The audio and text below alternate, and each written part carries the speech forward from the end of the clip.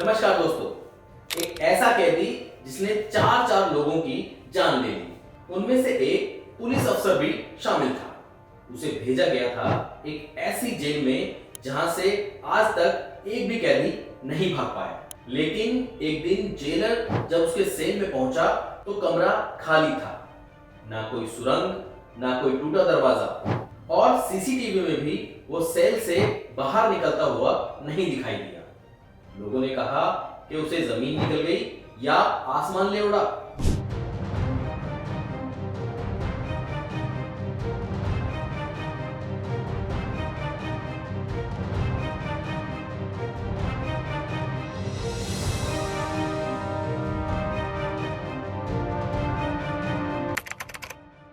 21 अप्रैल 2005, जगह अमेरिका का चिलकोटे शहर। वक्त सुबह करीब 10 बजे। एक युवक जॉन पर्सन एक गैस स्टेशन को लूटने पहुंचा। डकैती के दौरान वो इतना बेकाबू हो गया कि उसने 3 छोटे बच्चों को गोली मार दी और पकड़े जाने के डर से वहां से भाग निकला। पुलिस को खबर मिल चुकी थी। भागते भागते उसे एक कार दिखी, उसे भी चुरा लिया। करीब 15 मिनट की चेज के बाद जब कार बेकार हो गई तो वह पैदल भागने लगा। उधर एक ऑफ ड्यूटी पुलिस अधिकारी लैरी कॉक्स जिस जगह से जॉन भाग रहा था वो वहीं मौजूद था। जैसे ही लैरी को लोकेशन पता चली, वो जॉन को रोकने पहुंचा। जॉन ने बिना सोचे समझे गोली चला दी और फिर ये देखे बिना कि अधिकारी जीवित है या नहीं, वो वहां से भाग निकला। बाद में पुष्टि हुई लैरी वॉक्स की मौत हो चुकी है। अब जॉन एक खतरनाक अपराधी घोषित हो चुका था। 2.5 महीने तक लगातार खोज करने के बाद 10 जुलाई 2005 जॉन पर्सन पकड़ा गया। जॉन को सजा सुनाई गई, आजीवन कारावास, और भेजा गया रोज काउंटी जेल। ये जेल काफी हाईटेक थी। हर कोने में सीसीटीवी, ऊंची ऊंची दीवारें और कटीले तार। सेल का दरवाजा ऑटोमेटिक था जहां 24/7 निगरानी होती थी। जॉन जितना नौजवान था उतना ही खतरनाक भी, इसलिए उसे एक अलग आइसोलेशन सेल में रखा गया। जेल में स्पोर्ट्स और गेम्स की सुविधा थी। जॉन पहले इन चीजों में दिलचस्पी नहीं लेता था, लेकिन एक दिन जब वो प्ले एरिया में पहुंचा तो उसकी नजर उस पर गई जहां एयर वेंटिलेशन के लिए एक बड़ा सा हॉल खुला हुआ था। ऊंचाई करीब 18 फीट थी, दीवार बिल्कुल चिकनी थी, चढ़ना असंभव था। लेकिन उसी दिन उसके दिमाग में एक खतरनाक प्लान बन चुका था। जॉन ने अपने सेल की दीवार की जांच शुरू की। उसे पता चला कि दीवार उतनी ठोस नहीं जितनी बाहर से दिखती है।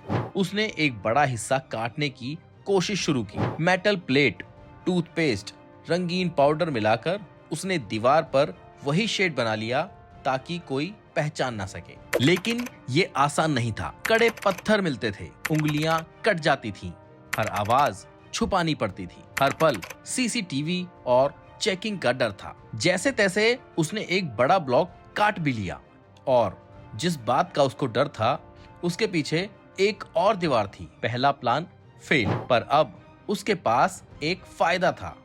वो सारे टूल्स उसी गैप में छुपा सकता था। एक दिन एक अधिकारी ने दीवार की दरारें देख ली।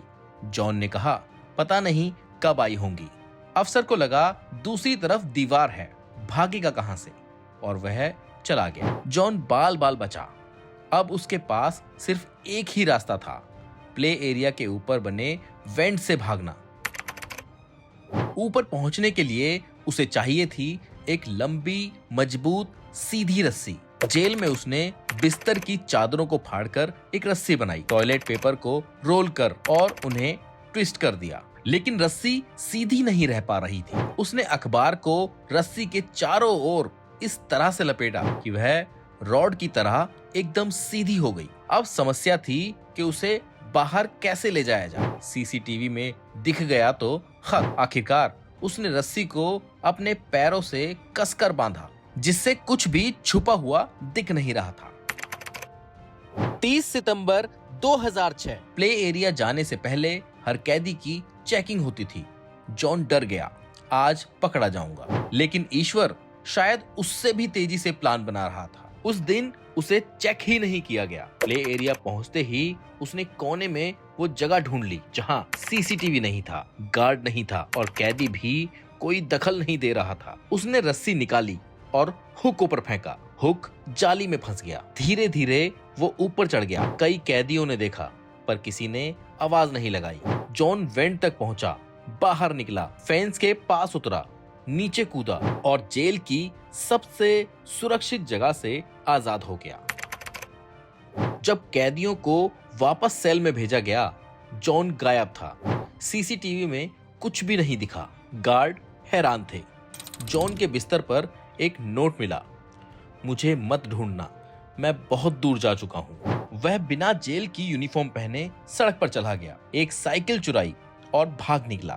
एक पुलिस कार उसके पास से गुजरी भी, लेकिन कपड़े बदलने की वजह से पहचाना नहीं गया। जॉन पास के जंगल में छिप गया। पुलिस ने 2 हेलीकॉप्टर, डॉग स्क्वाड और पूरी टीम जंगल में तैनात कर दी। लेकिन जॉन बेहद चालाक था। पेड़ों की छाया में छिपता, जिगजैग चलता गया। दिन में गायब, रात में घूमता। 16वें दिन पुलिस लगभग उसके नजदीक पहुंच गई थी, पर वो फिर भी बच निकला। आखिरकार 19 अक्टूबर 2006 एक स्थानीय व्यक्ति ने सूचना दी, जॉन इसी इलाके में है। जंगल के बीच एक छोटी सी झोपड़ी में वो लेटा मिला, थका हुआ, बीमार लेकिन जिंदा। जॉन पर्सन फिर से गिरफ्तार कर लिया गया। लेकिन कहानी यही खत्म नहीं होती, क्योंकि जिस वक्त जॉन जेल से भाग गया था, सिर्फ 26 दिन बाद एक प्राइवेट विमान हवा में गायब हो गया था। जब फाइटर जेट्स उसके पास पहुंचे तो पायलट और सभी यात्री बेहोश थे। अगली बार फिर मिलूंगा ऐसी ही इंटरेस्टिंग स्टोरी के साथ। तब तक के लिए नमस्कार। वीडियो को लाइक करें, शेयर करें और चैनल को सब्सक्राइब करें।